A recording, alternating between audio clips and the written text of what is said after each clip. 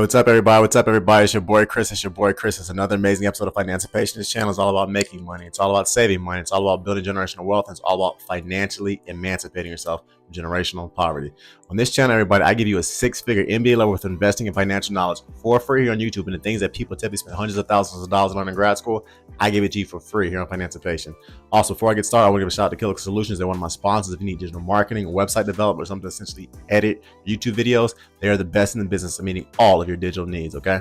And please hit that notification bell so you know when I drop new content. With it being Black History Month, we're going to continue with part 3 of our Blacks Are Not Poor series. America would have never tamed the Wild West if Elijah McCoy didn't create a steam locomotive lubricant that allows us to transport troops from New York to California in a couple of days. America would have lost World War I if Garrett Morgan didn't invent the gas mask which protected our Allied troops from German chemical warfare. America would have lost World War II if Dr. Charles Drew didn't invent the blood transfusion that saved millions of lives of our soldiers during World War II. Tens of millions of Americans would still be dying from polio and be crippled today if it were not for the super genes of Miss Henrietta Lacks. America would still probably be stuck in the dark if Thomas Edison didn't steal the idea of the filament mixture of the light bulb from a young black apprentice in his shop named Lewis Latimer. America would still be storing food in ice boxes and basement cells if John Standard didn't create the refrigerator in 1891. America would still be stuck using manual gear shifts if Richard Spikes didn't invent the automatic gear shift in 1932. And without black people, there is no Motown, there is no rock and roll, there is no R&B, there is no salsa, there is no jazz, there is no hip hop. America never would have made it to the moon if human calculator Dr. Katherine Johnson didn't create the first human programmable computer language. America would have never gotten the cell phone if Jesse Eugene Russell didn't create the digital cellular base and fiber optic cable technology in the 1970s, and Americans would still be dying by the millions if Dr. Kazima Corbett didn't create the vaccine for COVID. Oh, and lastly, all the Olympic gold medals that we get, you might as well cut things in half by 50% if there were no black Americans in this country.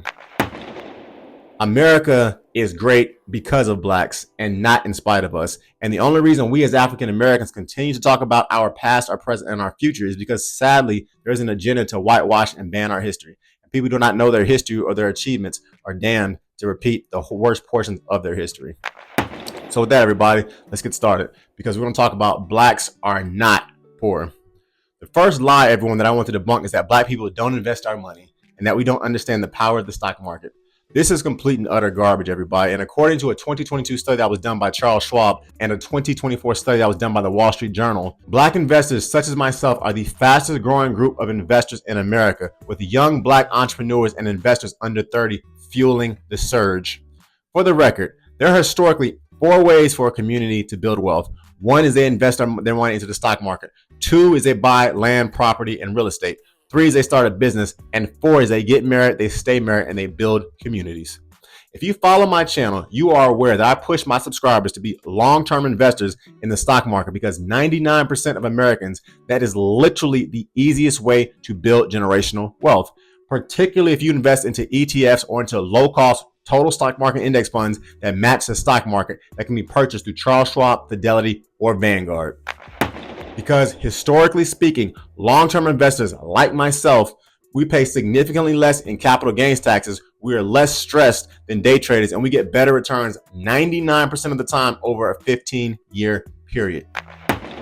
Lastly, there is no racial component to investing into the stock market. Unlike real estate and or acquiring loans for businesses, which have decades of historical inequities in regards to who gets those loans for businesses, and who gets the home appraisal loans and things of that nature. Those historically have been used to essentially hurt the wealth of black Americans. But with stock market investing, there is no racial component to buying an ETF or buying stocks for the S&P 500 or buying a total stock market index fund that matches the stock market. Through Vanguard and Fidelity, they don't care what color you are. They don't care what God you pray to. They give you the same 12% every year to black folks that they give to everybody else. So I am therefore ecstatic to find out that black Americans, we are the fastest growing group of investors in America, because that means in about 20 to 25 years, basically the next generation or so, we may potentially be the wealthiest group of people in America. And that's not a racial statement. It's not a political statement. It is purely a simple mathematical equation that adheres to the power of compound interest. Next, the next lie I want to debunk is this garbage that says that black people are lazy and that we don't want to start businesses and that we are perfectly comfortable working for someone else and we have no desire to be entrepreneurs. People, this is also complete and utter trash, and I'm just going to debunk this right now. I am a senior mechanical engineer in corporate America, and I use my six-figure corporate America salary to be my number one investor for all of my businesses and for all my entrepreneurial ventures. Due to the many things that I saw in corporate America and that I experienced both personally and professionally in corporate America in regards to how Black women and Hispanic women were treated, it does not surprise me literally at all that the fastest growing group of entrepreneurs in America are Black women. And the second fastest growing group of entrepreneurs in America are Latinas or Hispanic women. According to a 2024 study that was done by CNBC, as well as a 2023 study that was done by website domain provider GoDaddy.com, Black American women make up less than 10% of the U.S. population, but they are the fastest growing group of entrepreneurs in America. And between 2017 and 2020, the number of Black women-owned businesses increased by nearly 20% over that 3-year span. This vastly exceeded the growth of women-owned businesses and businesses in general that were created by men, according to the Brookings Institute. Additionally, according to that same study, Black-owned businesses had pronounced increases in revenue, employees, and payroll. And in 2020, Black business owners employed roughly 1.3 million with the M people, and they created nearly 50,000 new jobs. And they also added an additional 1.7 billion with the B dollars to the U.S. economy.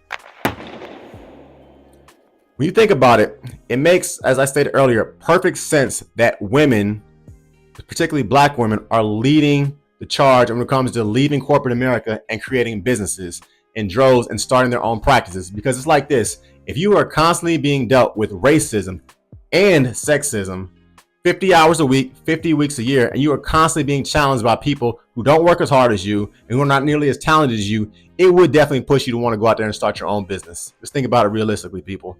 Another reason that I love the fact that Black women are starting businesses faster than any other group out here is because America seriously rewards entrepreneurs. If you follow my channel, you know in addition to stock market investing, I push entrepreneurship because I know that it works. If you own a business, you get to spend your money first and then you get taxed. But if you work a 9-to-5 job, you get taxed first and then you get to spend your money.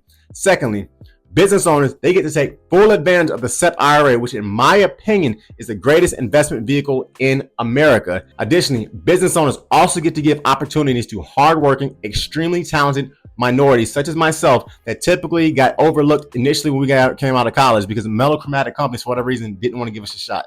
For what it's worth, the second richest Black man in America, RobertSmith, who is currently worth $10 billion with a B dollars, has publicly stated that he started his financial private equity firm, Vista Equity Partners, because he knew no other private equity firm would hire him. And this is a gentleman, everybody, who graduated with a chemical engineering degree from Cornell and an MBA from Columbia in 1995.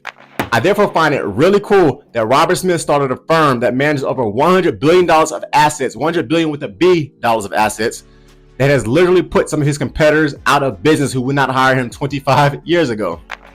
The next lie, everyone, that I wanted to debunk is that Black folks are lazy and that we don't want to start businesses, because study after study shows that Black people, particularly Black women, are literally the fastest growing group of entrepreneurs in America. Before I go any further, please hit the notification button so you know when I drop new content. Please like, please comment, please share, and subscribe. It thoroughly helps the algorithm, and I thoroughly enjoy giving you guys free content, okay? The next lie that I want to debunk is that Black men only want to be rappers and athletes, and that we have no desire to be scientists, lawyers, doctors, or engineers, and because this is complete trash. So, according to a 2018 study that was done by CNN, there are 42,000 Black men in America that are lawyers. There are 26,000 Black men in America that are doctors. There are 130,000 Black men in America, like myself, that are engineers. There are 80,000 Black men in America that are scientists. There are 60,000 Black men in America that are electricians. There are 64,000 Black men in America that are plumbers. And there are 55,000 Black men in America that are steam fitters. For comparison's sake, there are only 264 Black men in the NBA. There are only 950 Black men in the NFL. And there are less than 1,000 Black men that are signed on to major record labels as rappers. So, in other words, there are over 460,000 Black men in America that are lawyers, doctors, engineers, electricians, and scientists, and there are less than 2,300,000 Black men in the NBA and the NFL that are signed as rappers. In other words, people, there are 200 times more Black men that are lawyers, doctors, and engineers than are rappers and athletes. But America conveniently never shows Black men like myself on television, but they're constantly showing negative images of Black athletes and Black rappers as successful. People, this is by design. The last lie that I want to debunk, everyone, that America, for some strange reason, sadly pushes is this garbage that Black men in America only want to be rappers and athletes, when study after study shows that that is not true. And there are literally 200 times more black professionals like myself that are men than that are black men that are rappers or athletes. So in closing, everyone, I want to say this. As a capitalist, one of the reasons that I love America is that, in my personal opinion, America is the greatest country in the world when it comes to building generational wealth. And Western media will always talk about the 250 years that black people were enslaved in America. But Western media will never talk about the 700 years that black Moors from North Africa enslaved white Europeans on the Iberian Peninsula in modern day Spain and Portugal. Over the millennia, blacks have been pharaohs, we have been kings, we have been queens, we have been Roman emperors, we have been slaves, we have been conquerors, we have been soldiers, we have been doctors, we have been pilots, we have been engineers, we have been entrepreneurs, we've been mathematicians, and yes, we have been presidents. And currently in America today, blacks have an annual spending power of $2 trillion with a T dollars. That would make us the 15th richest economy in the world, ahead of countries like Mexico, Holland, and Saudi Arabia. And the black Americans start investing 20% of our annual income every year, or $400 billion a year with a B, into total stock market index funds that return 10% every year. In 50 years, black Americans would have an annual net worth of approximately $335 trillion with a T dollars, thereby making us by far the wealthiest group of humans to ever live. Everyone, this is why I started Financipation, because I am sick and tired of seeing all these YouTubers and all these finance types push this garbage and push this narrative that black Americans are poor. And as I say in everything, the problem with the black American community, like every other community out here, is that we were never taught the true importance of voting. We were never taught the true importance of investing our money, and we were never taught the true importance of starting businesses. And I'm changing all of that with Financipation, period. So with that, everybody, this channel is all about making money. It's all about saving money. It's all about building generational wealth, and it's all about financially emancipating yourself from generational poverty. You can book a one-on-one session with me at any point. The link is below. I am not giving you financial advice on this channel. Just make responsible decisions based on the thorough, independent research that you do for yourself. Please check me out on my website, www.therealfinancipation.com.